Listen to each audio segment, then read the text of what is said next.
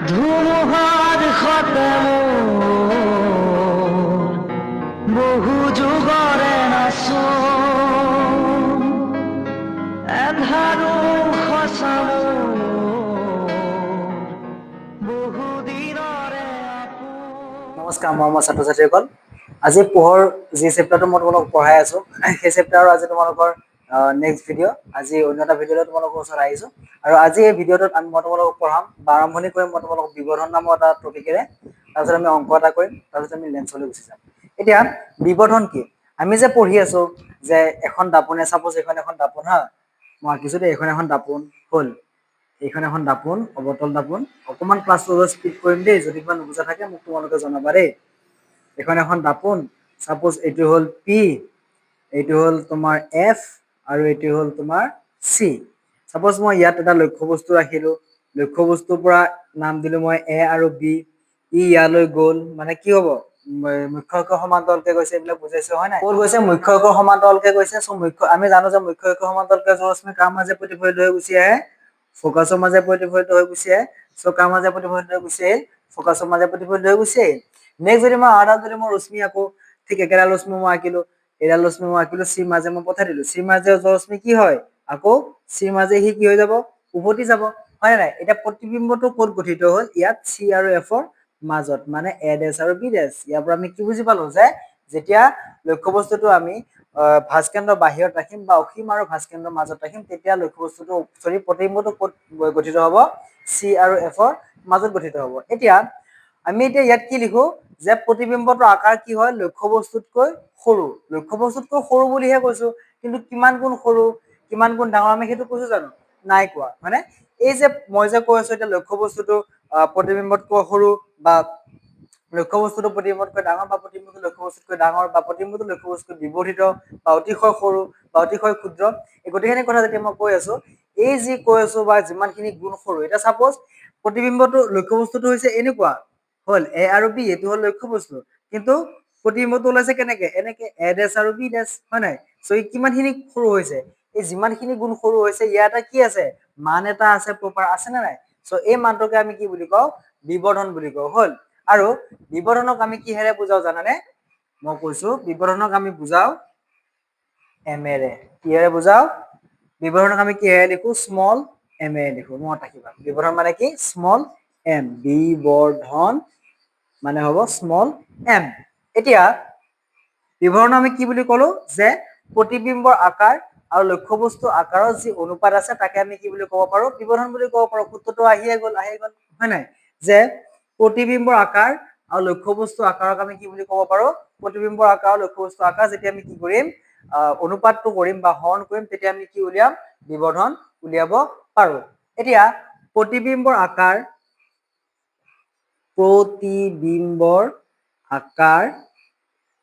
divided by লক্ষ্য বস্তুৰ আকাৰ হ'ল যেতিয়া আমি লক্ষ্য বস্তুৰ আকাৰ আৰু প্ৰতিবিম্বৰ আকাৰ পাম তেতিয়া আমি কি উলিয়াব পাৰো বিবৰ্ধনটো উলিয়াব পাৰো এতিয়া ইয়াক যদি আমি গাণিতিক ভাৱে লিখো কেনেকৈ লিখিম বিবৰ্ধনক আমি লিখো m is equal প্ৰতিবিম্বৰ আকাৰক আমি কি বুলি লিখো জানানে h ডেছ প্ৰতিবিম্বৰ আকাৰক লিখো আৰু লক্ষ্য বস্তুৰ আকাৰক লিখো আমি h সো লক্ষ্য বস্তুৰ আকাৰ আৰু প্ৰতিবিম্বৰ আকাৰৰ যেটো অনুপাত থাকে সেই অনুপাতক আমি কি বুলি ক'ব পাৰো এতিয়া বিবৰ্ধন বুলি ক'ব পাৰো এতিয়া এই বিবৰ্ধনৰ কি হৈছে জানানে আমাৰ লক্ষ্য বস্তু আৰু যেটো আমাৰ হেৰি আছে প্ৰতিবিম্ব আছে সেই প্ৰতিবিম্বৰ লগত কি আছে এটা সম্পৰ্ক আছে মানে প্ৰতিবিম্ব লক্ষ্য বস্তুৰ দূৰত্ব কিমান আছিল লক্ষ্য বস্তুৰ দূৰত্ব আমি কি লিখো ইউ লিখো আৰু প্ৰতিবিম্বৰ দূৰত্ব কিমান আছিল প্ৰতিবিম্বৰ দূৰত্ব কিমান আছিল ভি আছিল হয় নে নহয় সো ইহত দুটাৰ মাজত এটা কি আছে সম্পৰ্ক আছে আৰু সেই সম্পৰ্কত আমি কেনেকৈ লিখো এই সূত্ৰটোকে আমি আকৌ অলপমান কি কৰিব পাৰো মডিফাই কৰিব পাৰো মানে ইহতৰ সম্পৰ্কটোৰ কাৰণে কেনেকৈ কৰিব পাৰো যে m is equal h dash by h hall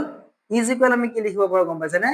minus v by u এইটো এটা আমাক কিহৰ সূত্ৰ হৈ যায় বিবৰ্ধনৰ সূত্ৰ হৈ যায় আমি এনেকৈ কি উলিয়াব পাৰো বিবৰ্ধন উলিয়াব পাৰো ইয়াৰ পৰা আমি h dash টো উলিয়াব পাৰো h উলিয়াব পাৰো minus v উলিয়াব পাৰো বা আমি কি উলিয়াব পাৰো u উলিয়াব পাৰো এইখিনি আছিল কি বিবৰ্ধন এটা বিবৰ্ধন মানে কি যে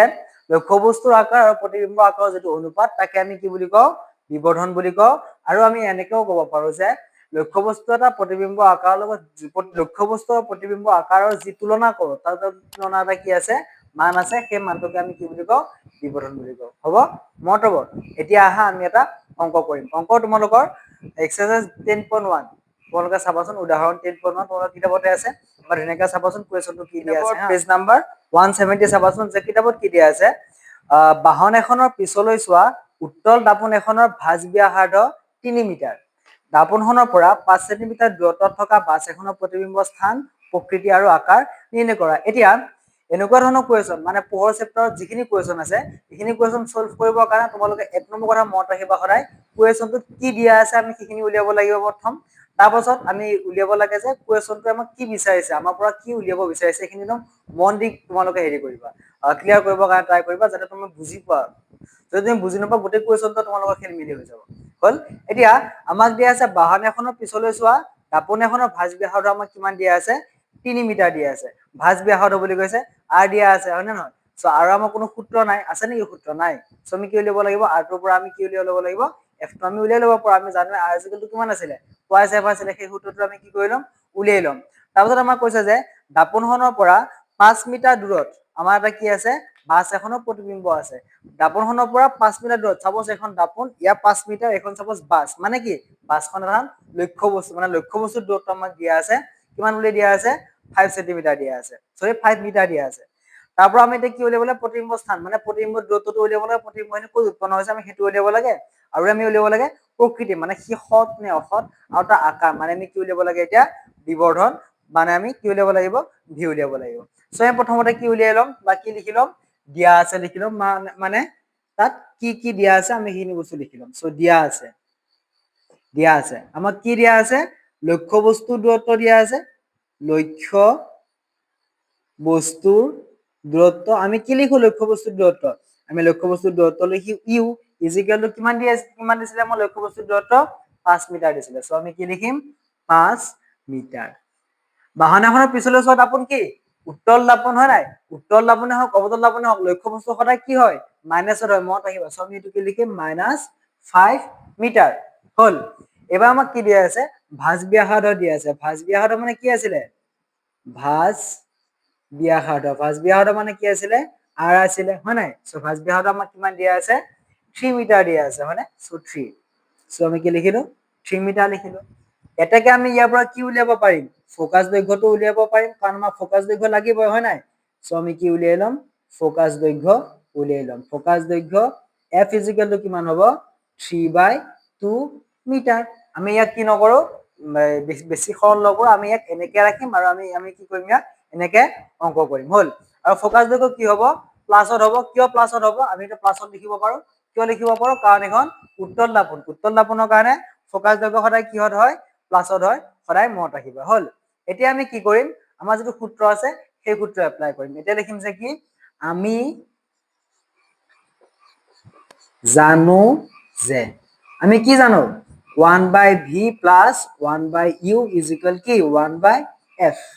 হয় নহয়। আমি এইটো সূত্ৰ জানোৱে, এইটো কাৰ সূত্ৰ আছিলে দাপোনৰ সূত্ৰ আছিলে। আমি পাই আহিছো যে দাপোনৰ সূত্ৰ কি 1/v plus 1/u is equal 1/f। আমি এতিয়া কি উলিয়াব লাগে 1/v উলিয়াব লাগে। চ' 1/v টো কি কৰিম বাহিৰলৈ উলিয়াই লৈ যাম হয় নাই। তাৰপিছত কি দিয়া আছে 1/f টো আগৰ পৰা আছে, চ' 1/f লিখিলো। ইয়াত কি আছে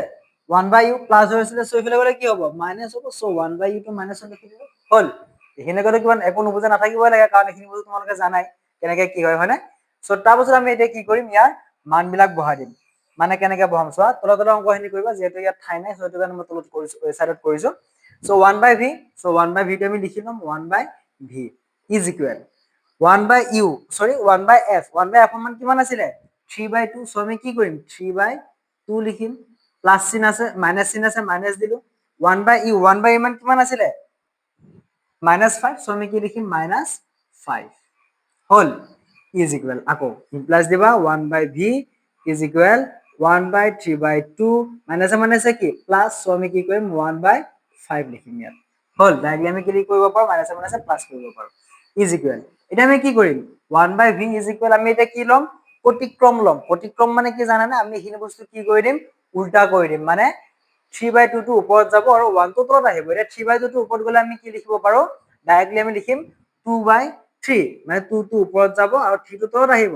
প্লাস 1/5 আমি এখিনি যেহেতু কি লৈছো প্ৰতিক্ৰম লওঁতে আমি বহুত আগতে পাইছো ক্লাছ 8তে পাইছো হয় নে নহয় সো আমি এতিয়া কি উলিয়াম গসাগু উলিয়াম সৰি লসাগু উলিয়াম যেহেতু কি সংখ্যা ইহত মৌলিক সংখ্যা 3 আৰু 5 দুটা কি সংখ্যা মৌলিক সংখ্যা সো মৌলিক সংখ্যাৰ লসাগু উলিয়াবৰ কাৰণে বেলেগকে হৰণ কৰিব নালাগে যদিহে ইয়াত থাকে 4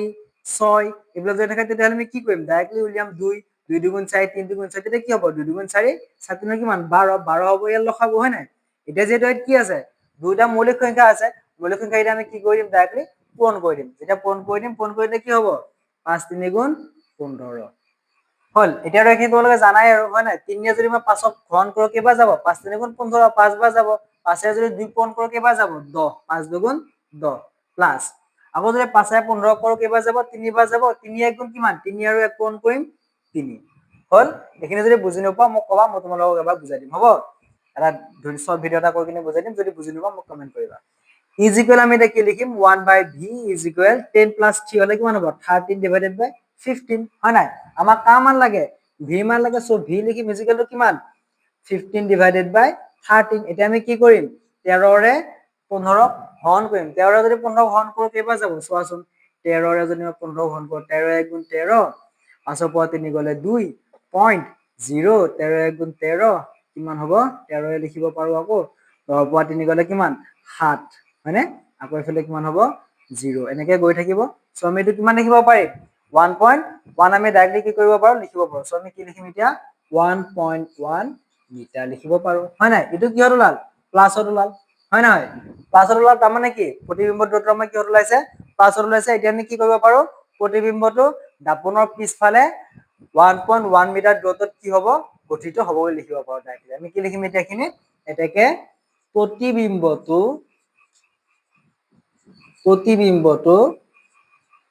দাপনৰ পিছফালে এইখিনি লিখি ল'বা আৰু দেই মই স্ক্ৰীনত লিখি দিছো দাপনৰ পিছফালে 1.1 মিটাৰ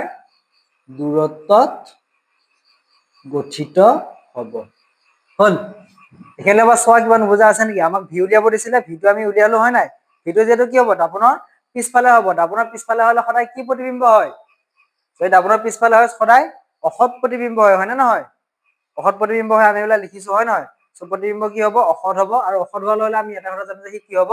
থিয় হ'ব যেটো কি হৈছে দাপনৰ পিছফালে হৈছে এতিয়া আমাক কি উলিয়াব দিছে বিবৰ্ধন উলিয়াব দিছে মানে প্ৰতিবিম্বৰ আকাৰ উলিয়াব দিছে মানে প্ৰতিবিম্বটো কিমানখিনি ডাঙৰ লক্ষ্য বস্তুতকৈ কিমানখিনি ডাঙৰ বা তাৰ কিমানখিনি হেৰি আছে আমাক এইখিনি কথা উলিয়াব দিছে হল তাৰ কাৰণে আমি এতিয়া কি কৰিম বিবৰ্ধন উলিয়াম মই এইটো সাইড কৰি দিছো চাবা হা মই এইখিনি মুছি দিছো দেই তোমালোকে ভিডিওটো পজ কৰি কিনে স্ক্ৰীনশ্বট লৈ ল'বা হা এতিয়া আমি কি উলিয়াম আমি জানো আকৌ লিখিবা লিখিনে লিখিবা আমি জানো যে আমি কি জানো আমাক কি উলিয়াব দিছে প্ৰতিবিম্বৰ আকাৰ উলিয়াব দিছে মানে বিবৰ্ধন উলিয়াব দিছে সো আমি কি লিখিম m সো m = কিমান আছিল -v/u আছিল হয় নাই সো m = কিমান হ'ব এতিয়া -v সো v মানটো কিমান হ'ব 1.1 এইটো সূত্ৰ মতে আহিছে হয় না নহয় সো 1.1 মাইনাস তো দিলো ইয়াত u মান কিমান আছিল u মানটো কিমান আছিল -5 আছিল নেকি u মানটো আছিল 5 সো আমি এইটো কি লিখিব পাৰো -5 মিটাৰ হয় নাই m কি হ'ব এতিয়া যেহেতু এটো আমাৰ কিমান ওলাইছে মিটাৰ ওলাইছে এটো মিটাৰ ওলাইছে সো মিটাৰ দিলো এফালে মাইনাস মাইনাস কি হ'ব কাটা কাটি যাব সো 1.1 ডিভাইডেড বাই আমি কি লিখিব পাৰো ডাইৰেক্টলি 5 লিখিব পাৰো হয় নহয় সো এফালে কি হ'ব মিটাৰ আৰু মিটাৰ দুটা কি হ'ব কাটা কাটি যাব এতিয়া আমি কি কৰিম 5 এৰে 1.1 ক আমি কি কৰিম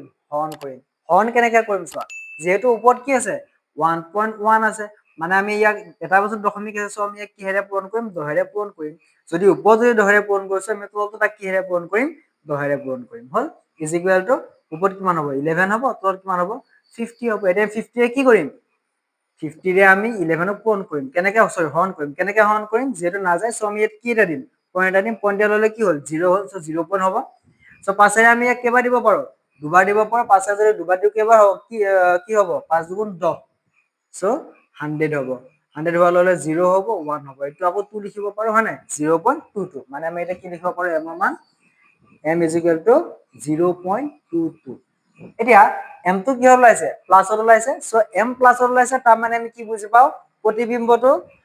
এইখিনি গুণ মানে ইমানখিনি গুণ কি হয় সৰু হয় যদি মাইনাছৰ ওলাই তেতিয়া আমি গম পালো হয় যে কি লক্ষ্য বস্তু সিমানখিনি গুণ ডাঙৰ এতিয়া যেটো এই কিহত ওলাইছে প্লাছত ওলাইছে সো আমি কি বুলি গম পাও এই প্ৰতিবিম্বটো যেটো প্ৰতিবিম্ব কথা কৈ আছো সেই প্ৰতিবিম্বটো লক্ষ্য বস্তুটো এইখিনি গুণ সৰু সো আমি এটা ডাইৰেক্টলি কি লিখিম এতেকে প্ৰতিবিম্বটো লক্ষ্য বস্তুতকৈ 0.22 গুণ সৰু কথা শেষ এইখিনি আমাক কৈছিলে যে প্ৰতিবিম্বৰ স্থান উলিয়াব দিছিলে প্ৰতিবিম্বখিনি কিমান দূৰত লালো 1.1 মিটাৰ দূৰত্বত তাৰপিছত উলিয়ালো বিবৰ্ধন মানে আমাক আকাৰ উলিয়াব দিছিলে সো আকাৰ উলিয়ালো 0.22 প্ৰকৃতি উলিয়ালো কি হৈছে কি অসৎ প্ৰতিবিম্ব হৈছে আৰু বিবৰ্ধনৰ কোনো কি নাথাকে মান নাথাকে কি মিটাৰ চিটাৰ কিয় নহয় কাৰণ কিয় নহয় ইয়াতে মিটাৰ আৰু মিটাৰ কি হৈ যায় কাটা কাটি যায় সো ই সিম্বল থাকি যায় ইয়াৰ কোনো একক নাই সেইটো কাৰণে আমি কি লিখিছো 0.22 গুণ দিছো অংকটো ভালকে চাই লোৱা যদি কিবা বুজা নাই মোক জনাবা হ'ব তোমালোকে